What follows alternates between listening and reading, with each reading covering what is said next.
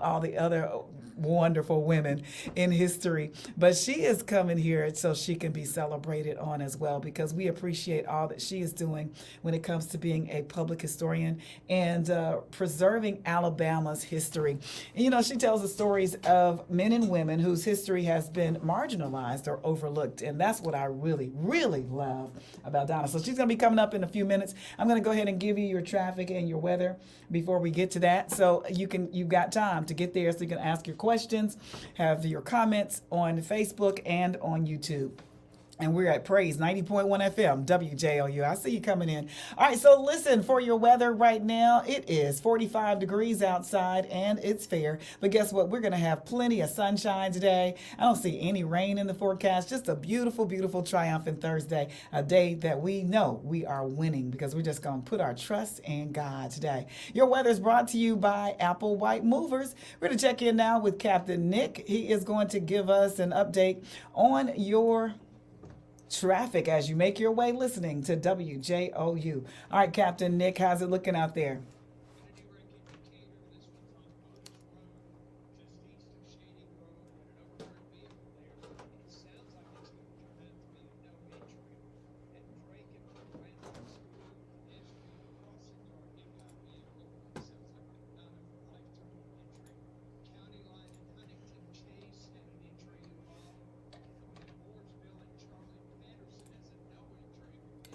Fluid spilled on the road, stalled vehicle on Martin west of the Parkway, and a tree trimming crew about to start work on Whitesburg from Airport down to Martin. They'll have a lane blocked off throughout the day.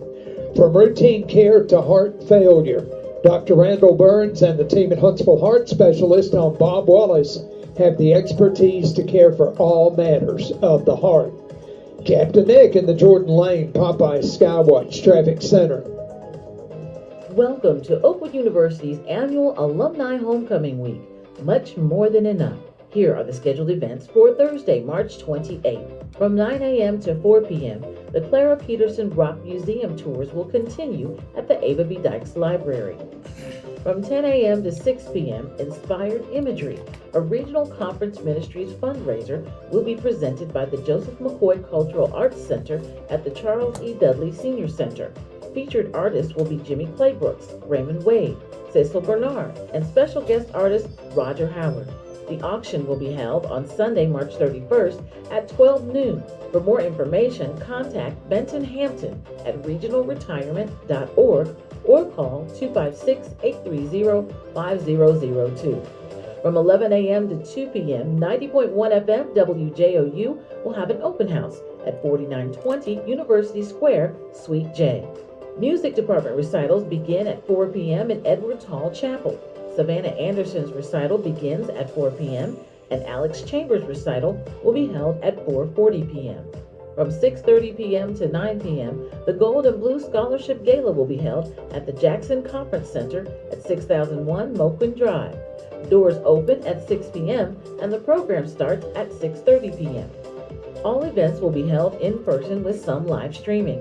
For more information and a complete listing of events, visit ConnectOU at alumni.oakwood.edu or check the WJOU.org events calendar. Today's Alumni Homecoming Calendar has been sponsored in part by the Office of Alumni Relations and Praise 90.1 FM WJOU. I've got one more spot for you. You are the Alpha Omega. You are. Hi, this is Heather Martin of Virtue, and your message of praise from the New Living Translation version of the Bible is Psalms 32, verse 8. The Lord says, I will guide you along the best pathway for your life. I will advise you and watch over you. That's Psalms 32, verse 8. All right, here we go. 15 Get your seconds. message of praise at WJOU.org. I'm Heather Martin, and I am Oakwood University Radio.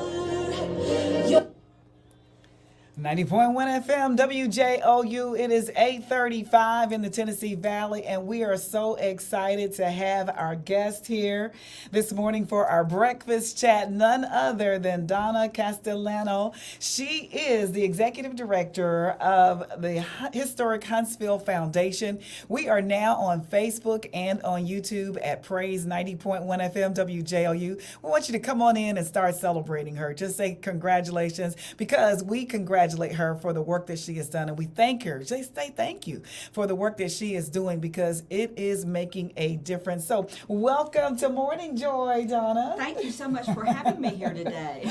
We are so excited to have you here as we celebrate Women's History Month, and we want to celebrate you. I don't know if you've been celebrated before. Hopefully we're not the first, because you're doing such phenomenal work, and we want to celebrate you. So thank you for being with us Well, today. it's an absolute pleasure to be with you on Triumphant Thursday. Yes, it is Triumphant Thursday, where we are winning. We just know we're winning. That's the life that we live on Triumphant Thursday, but every day too. So you're from Birmingham. Yes. And you got some friends that I are... got some friends. I got Lloyd Pine listening this Okay. morning, and I got Peggy Steger listening this morning. Those are two women who really know how to lift other women up. Mm-hmm. And when I first started beginning to research and write about Black women, they came in, and Peggy Wow. keeps me straight. I have to let Peggy know that she keeps me straight, and Loy is the one who sort of helps buffer Peggy at times.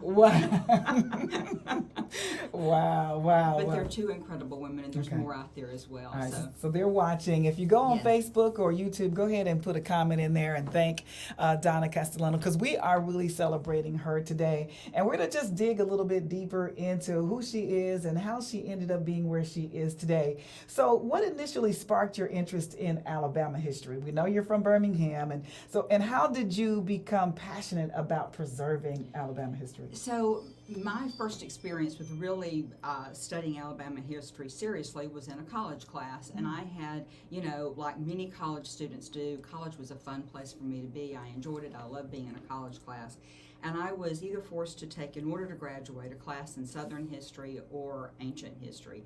And I thought about it very seriously, and I said, I'm going to go with the Southern history. Wow. I'd never wanted to study the antebellum South before. It was just a period that was so divisive and ugly. At least that's what I thought. Yes. And when I started reading this and learning about it from the proper teachers, it became a healing process for me. It helped me put my past and my family's past in perspective, and to see that I was not bound by that history, but that I could overcome that history and transcend that history. And so that began my researching Alabama history. For me was almost a form of therapy, for me to understand the places that I had come from, where my family had come from, and to gain an appreciation for the fact that I was the result of people who were just too stubborn to die. And therefore, I was just going to be too stubborn to die as well. Hey, man, I love that. Fire. We were saying fire in her belly, y'all.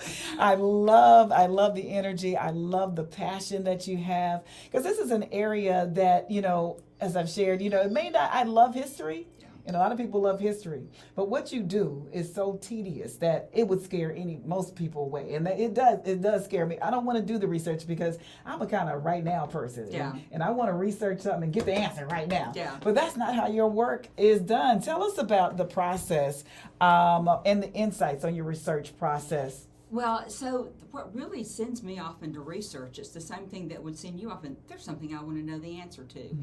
And it's not the thought of doing the tedious research is not a fun thought to me, but the fun thought is I'm going to know the answer to a question, and it may be a question that other people don't know the answer to, or that maybe I'm asking the question in a certain way that nobody ever else has, and that I'm going to bring something to the forefront. And the joy, it's the part of the process is, of course, going back and doing the tedious research. And thank God for something called newspapers.com and ancestry.com. Do they still exist? Oh my God, Come yes. on now. And they made it different than when I was in college and I had to go to the library and look at microfilm. Yes. And oh my God, it was horrible, horrible, horrible. Now I can sit in the comfort of my own home on my laptop and just do this sort of online. the tedious research.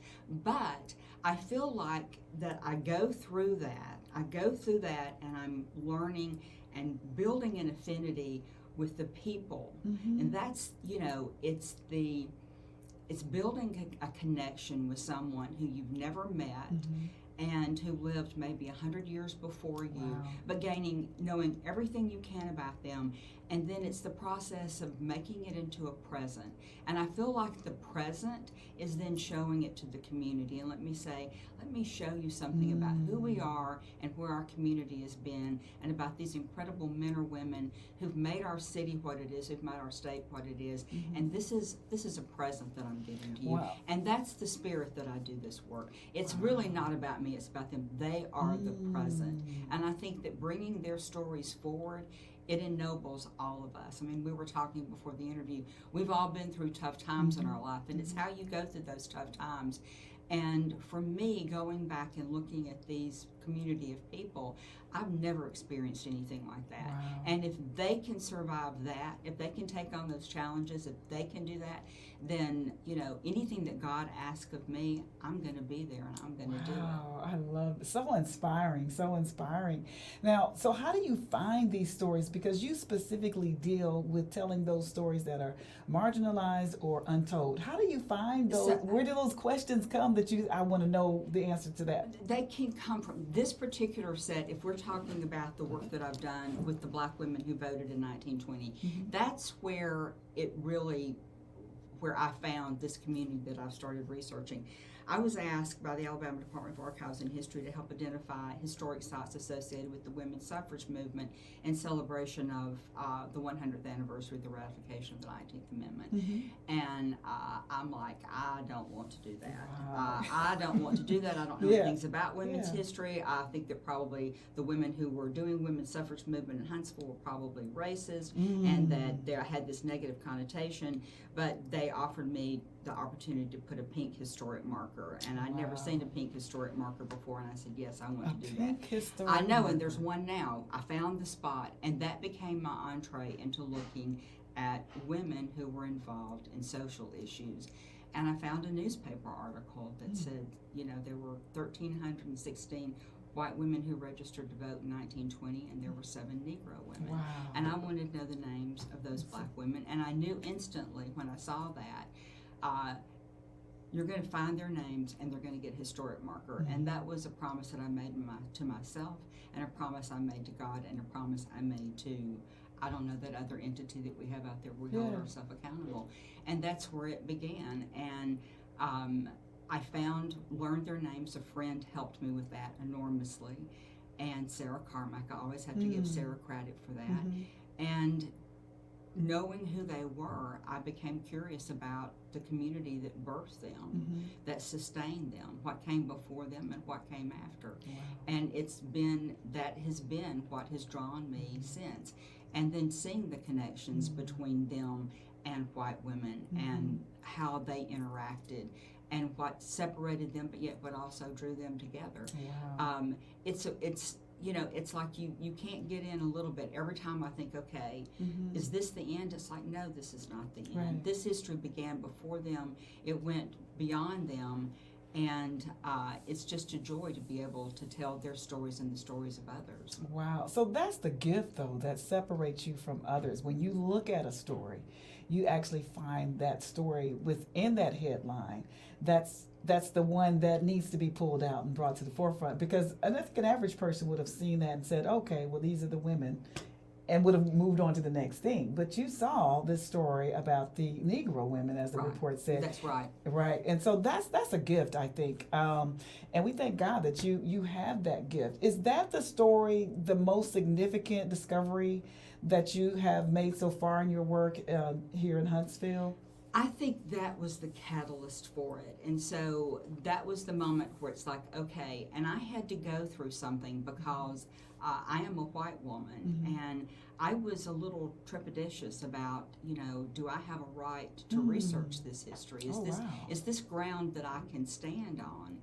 And I had to first convince myself that I could do this in the right way, in the right spirit, and where that's why I want to keep the focus on it ain't me, it's Right. them. Exactly. And then building those connections. When I mentioned, this community of Black women that I've gotten to know, Mhm. and learning, for them to teach me and to be mentors to me, and help me along in this process. And when I thought that this isn't my role, this isn't my place, that they're like, I don't know what you're talking about, but it is. Wow. So you just keep going. We'll let you know. Right. And I, it's like, I have faith in that. I have faith in that. Wow. And if not you, who else? I mean, Well, I'd say that's not. And, I It's mean, me for- right now. Let me put it that this is it, it's me right now. And if there's someone who this inspires to want to take up the journey beyond, then that's a good thing. Wow, wow. And that's why we are celebrating you, because you are a trailblazer, and those that come after you will be on your shoulders. You're building that foundation for others to climb up and go even higher. Whenever, we hope you don't ever stop, but but that's what you're doing. And this is, I think, I don't know, maybe I'm speaking maybe out of ignorance, but I feel like you are taking his preservation of history in a different angle. I think that's so the preservation movement, initially it was identifying houses and buildings that were associated with the people who owned the property, the people who built them, and they were white prominent men. That's why I could, and it's the same thing when I'm searching any women's history. If you were to go to the National Register nominations and try to find out anything about the white women that we've identified with the suffrage movement, their names aren't in those National Register nominations because they didn't own property. They were forbidden from owning property. Right. But it's sort of like, I think of life in terms of drafts. That you go through a period, you have a rough patch, and you learn something from it, you messed up.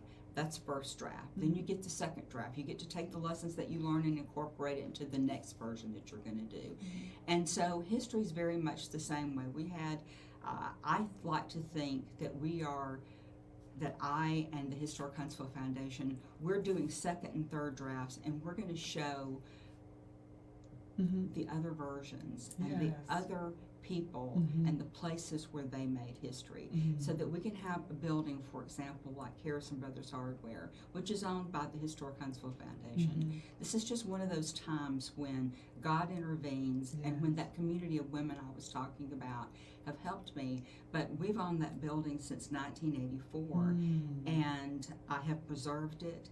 And I was researching the history of Daniel Brandon, who's a black brick mason, and finding that some of those, iconic buildings in Huntsville have been built by this black brick mason. None of his work was identified, and it's like, I'm sitting there in my living room pulling up this stuff, and it's like, nobody knows this. Right. Nobody knows this. And I was talking about it at a meeting at Lakeside Methodist Church, and Ollie Conley was there. Wow. And 2 days later, I get an email from Ollie where she had gone back and pulled up research that she shared with me that said that Daniel Brandon had rebuilt Harrison Brothers Hardware after it had burned in 1901. Wow. And it's like these layers of truth and of, I don't know, just came down on me. And it's like, we have been preserving a structure built by a black man no one knew about. This is God at work. Yes. This is God at work. And that we can tell that story now because it relates to us in a way that it's personal. And then the gratitude that I have to Ollie, because if she hadn't trusted me, she didn't have to share that with me. Right. But I felt like by that time, she knew that I was going to do the right thing. And that was where the trust had to come in. If I share something with you, are you going to do the right thing by these people? Because the right thing hasn't been done by their history before. Exactly. So if we let you, are you going to do the right thing, Donna? And that's the standard to which I hold myself. Wow, that just makes me want to pause, because that is so true. What are you going to do when you get it? Are you just going to put it that way and say, "Oh, that's great," and move on to find something else? Or are you gonna really tell that story? But you're telling that story, and many of the stories, like you said, are involving Black, African American people. Do you have any challenges in doing that work and finding out that you have more stories on that side than the other? Well, the biggest challenge that you have when you're doing Black history is because it wasn't valued, then the sources weren't, the resources weren't saved. I was at the same time that I was researching the 6 Black suffragists, I was also researching the history of white suffragists. They were prominent. They were wealthy and they knew that they were making history. They had a sense of their own history. I'm doing something significant. Yes. So they saved their documents, and their children saved their documents. And when it became a matter of, do we throw away grandma's documents, or no, we've got the space and we're going to set them aside because we know that they're important. One of the most there were Black women who did incredible things, like Ellen Brandon. She was graduated from Rust Institute, which was a freedmen's school. She taught. Her husband was Daniel Brandon. Ellen Brandon was a trailblazer. We don't have a photograph of Ellen Brandon. Wow. Do not have a photograph of Ellen Brandon. There is a Black woman, Cia Horton Love. She was born in 1866 and donated land from her farm on Mullins Flat to be used as a Rosenwald school in 1916, 1917. That school educated generations of Black teachers who went on to educate generations of Black and white Huntsvillians. I've met her family, not a picture of her. Wow. And the only way that we were able to connect Miss Horton, Love Horton, to the school is I went back and pulled the deed. I just had an inclination. Let's pull that deed and see if her name is on that, because she had not even been included in that family history. It was her husband who made that donation. And we showed that no, it was a joint donation. And so it's the sources of Black history. It is the sources. There is I know that the sources are there, but I know that there is fear and fear to share it, fear that the source and that the right thing's not going to be done by it, and a distrust of institutions that in the past has said, no, your stuff isn't worth keeping. So that's the main thing. The history is there, and it's in the attics of people who just have to, okay, we're gonna do the right thing.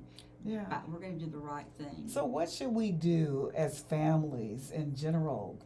Because, when we have our, matriarch or patriarch die in our family, most people will just go and throw the stuff away, or they will go donate it in a thrift store or something like that. What should we do? What should we be doing? I think that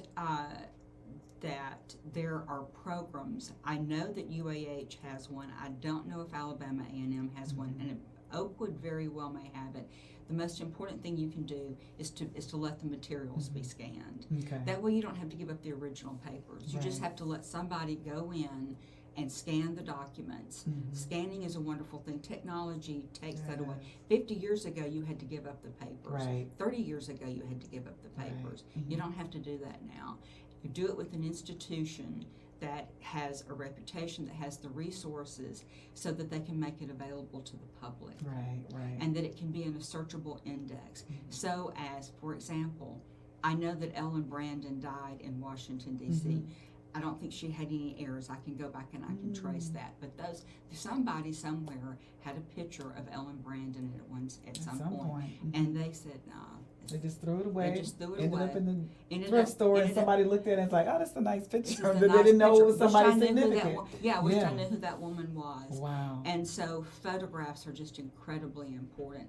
A good friend of mine who I met on this journey, after we started talking, she, after her husband died and her mother-in-law died, she was going through her mother-in-law's possessions, and she found the receipt from when she paid her poll tax. Wow. And she threw it away.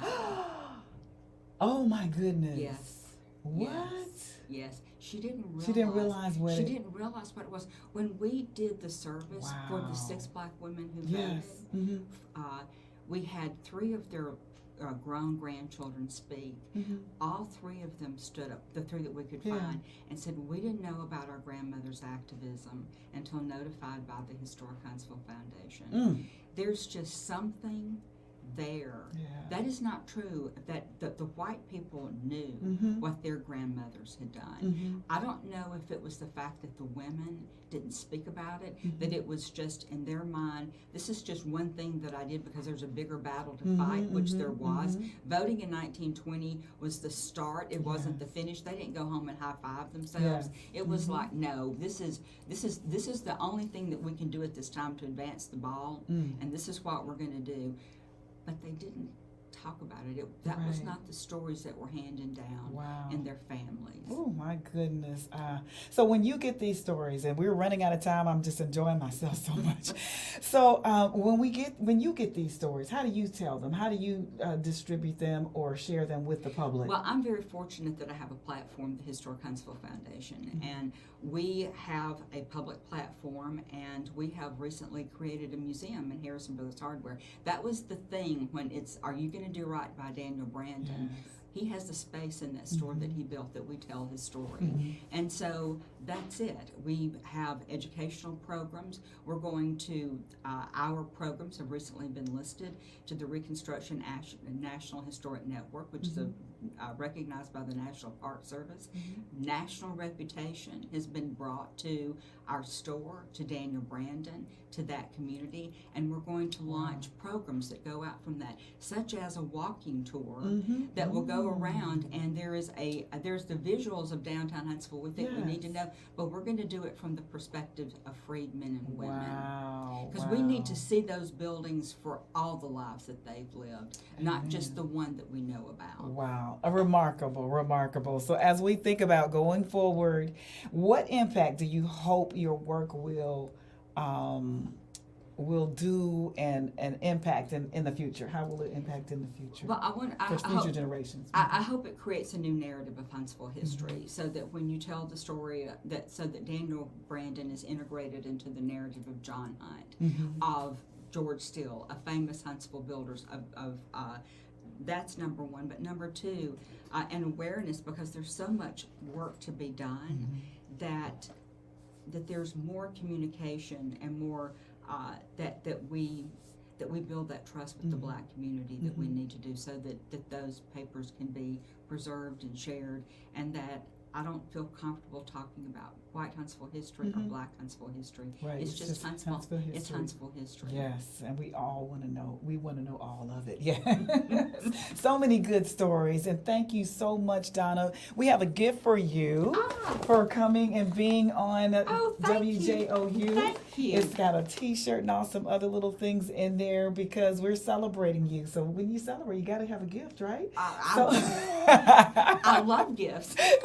So we're This is my celebrating. present. Yes, that's your present, and thanks for all the work that you're doing to preserve the history of Huntsville, Alabama. And listen, go on Facebook. We're still on there. Tell her thank you. Tell her congratulations for the hard work that she's doing, and that, hey, tell her that you're going to support her, because we do support you, and we appreciate it. And you're not going to throw away all that history, okay? You're not going to throw it away. You're going to make sure you call them so they can come and scan it or whatever, even if you think it's not anything important, because sometimes it really is. Yes. Okay. Yes. Well, thank you so much for being with us today and helping us celebrate Women's History Month. That's our last interview. We've interviewed a woman every week this month to celebrate Women's History Month, and we just thank you for closing it out in such a mighty, wonderful, amazing way. All right, we'll be back after this. Base 90.1 FM. All right, so we got to say bye to them. Huntsville. Thanks Dr. David Peterson of Let's see, what Dynamic did they Performance say? Physical Therapy for helping make our community a healthier place.